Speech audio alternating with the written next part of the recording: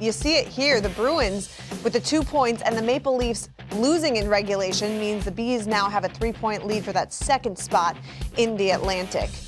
When you look at Boston, and Jake said he's not quite sure if they're quite there yet, where they're ready to try to compete with a Tampa in the playoffs. Where is the room for improvement for Boston, if any? The way they're playing in this stretch, this is the way they want to play. And this is the way they're capable of playing. Now, let's keep in mind the fact that under Claude Julien, they were a lockdown D-first team. Yeah. With Butch Cassidy coming behind the bench, go. As you said, he had a lot of those players in Providence. Let's push the pace. Let's play up tempo. The best thing about the way they're playing now during this streak is they're playing a mix of those two styles. Perfect balance between offense and defense, and they still have a little physical edge. If they can maintain that down the stretch, look out. Because I certainly think that right now their game is very balanced, so to speak. And they've got a lot of depth, Reader. This is going to be a hard team to play against, given the fact that Jiro Halak got off to a great start. He played exceptionally well. Tuukka's been excellent.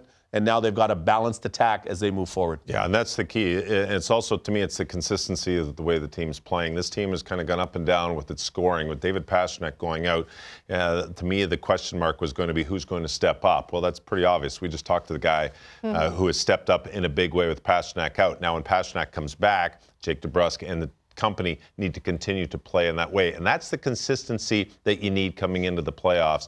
Their defensive game is very solid. Goaltending has been excellent, but the consistency in scoring throughout their lineup has to continue as you get closer to the playoffs. That confidence will build. Then when you get into the playoffs and your top line gets shut down, that's when your second line can step in. When your power play gets shut down, that's when your penalty killing can step up. And that's where we've seen the Boston Bruins in the past, is they've had consistency throughout their lineup. And right now, they're getting it. I mean, 15 games with a point is a awesome. Tremendous run. Yeah.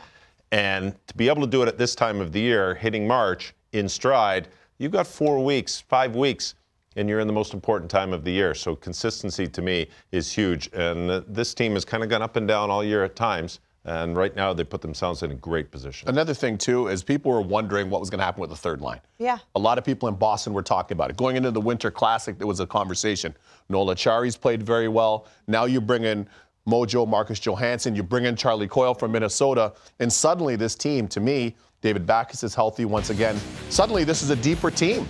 If you're a Bees fan, anywhere there in the New England area, or my buddy Frank, who's a huge Bruins fan here in New Jersey, born and raised in Boston, you love the way this team looks right now because there's more depth up front.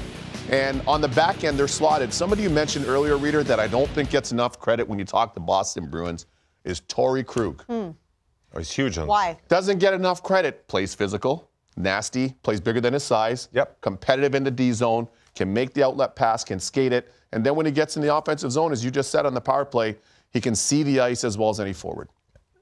It's fun. They're a very fun team to watch. And the depth that they've added, subtle additions at the trade deadline, not big splashes, subtle additions to a team that's what they needed. They're good 1-2 in the middle. Then they need the extra scoring. Jake DeBrusk, to me, is the key to this team's success moving forward. He needs to continue that scoring ability, that scoring success. When you get Pastrnak back, we know that he's going to continue. You need to have your top 6, 2 lines going on all cylinders, hit playoffs. And if Jake DeBrusk can continue through March and get, let's say maybe get close to 25, 28 goals, be a great season, and his confidence be flying come playoff time, that's what this team needs.